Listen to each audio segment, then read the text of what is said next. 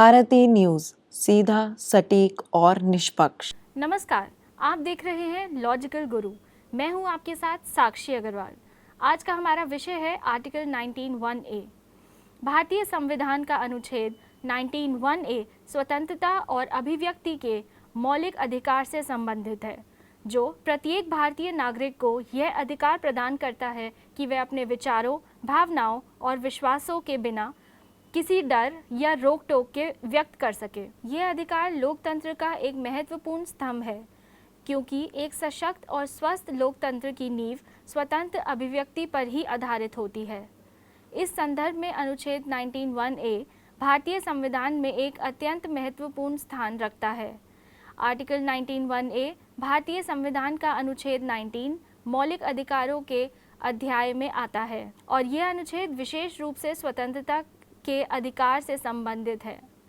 Article 19(1) भारतीय नागरिकों को विभिन्न प्रकार की स्वतंत्रताओं का अधिकार देता है, जिनमें नंबर 1 भाषण और अभिव्यक्ति की स्वतंत्रता है, नंबर 2 शांतिपूर्ण सभा करने का अधिकार है, नंबर 3 संघ या संघ बनाने का अधिकार है, नंबर 4 भारत के किसी भी हिस्से में स्वतंत्र रूप से घूमने का अधिकार है, नंबर 5 किसी भी स्थान पर निवास करने और बसने का अधिकार है, नंबर 6 कोई भी व्यवसाय, व्यापार या पेशा चुनने और उसे करने का अधिकार है। आर्टिकल 19(1)(a में भाषण और अभिव्यक्ति की स्वतंत्रता का अधिकार दिया गया है।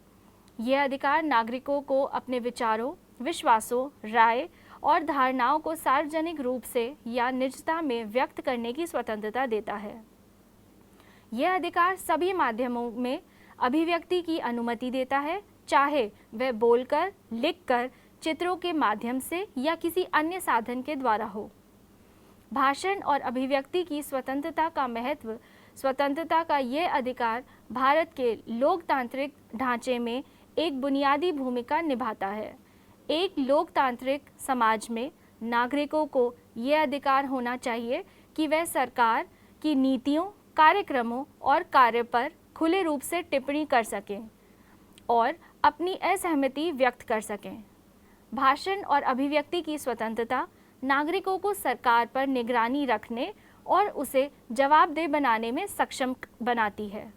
यह अधिकार लोकतंत्र को जीवंत बनाए रखता है, क्योंकि इसके बिना लोकतंत्र का अस्तित्व संकट में आ सकता है। मीडिया, पत्रकारिता, साहित्य, कला और अन्य रचनात्मक क्षेत्रों में भी इस अधिकार का महत्वपूर्ण योगदान होता है। स्वतंत्र प्रेस और मीडिया का अस्तित्व इसी आधार पर आधारित है, क्योंकि यह नागरिकों को सटीक और निष्पक्ष जानकारी प्राप्त करने का अवसर प्रदान करता है।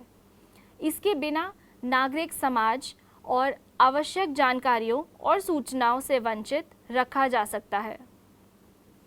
भाषण और अभिव्यक्ति की स्वतंत्रता की सीमाएं। हालांकि भाषण और अभिव्यक्ति की स्वतंत्रता एक मौलिक अधिकार है, लेकिन यह पूर्ण और असीमित नहीं है।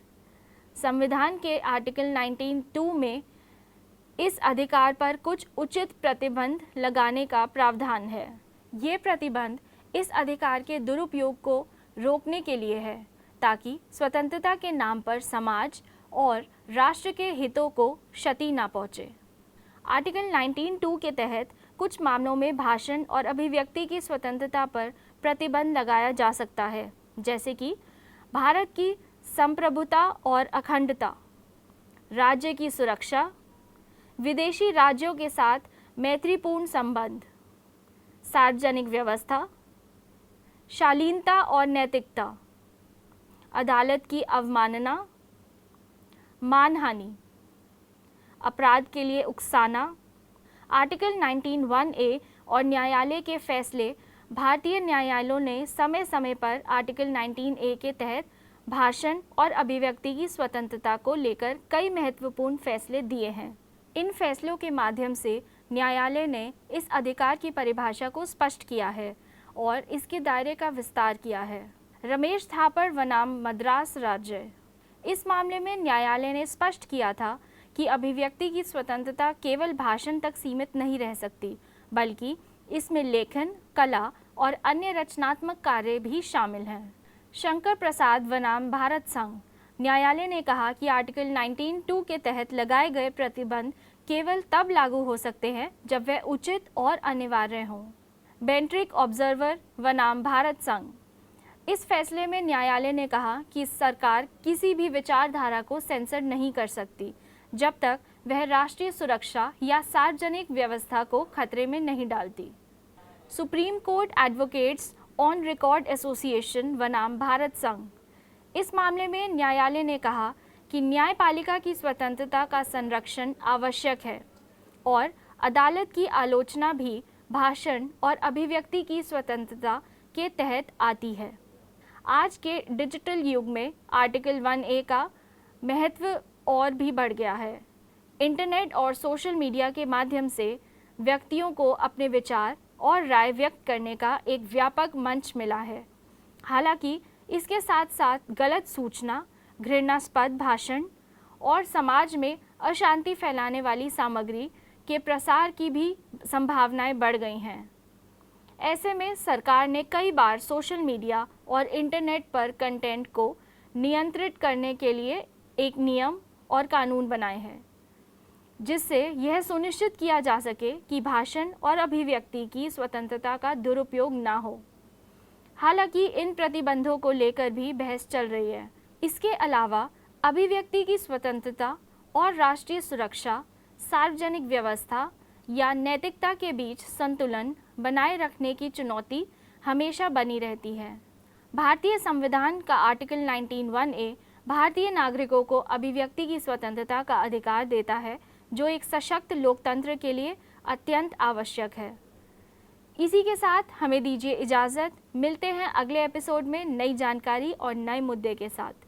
तब तक के लिए देखते रहिए लॉजिकल गुरु, हर बुधवार शाम 8 बजे, सिर्फ और सिर्फ भारती न्यूज़ पर। धन्यवाद।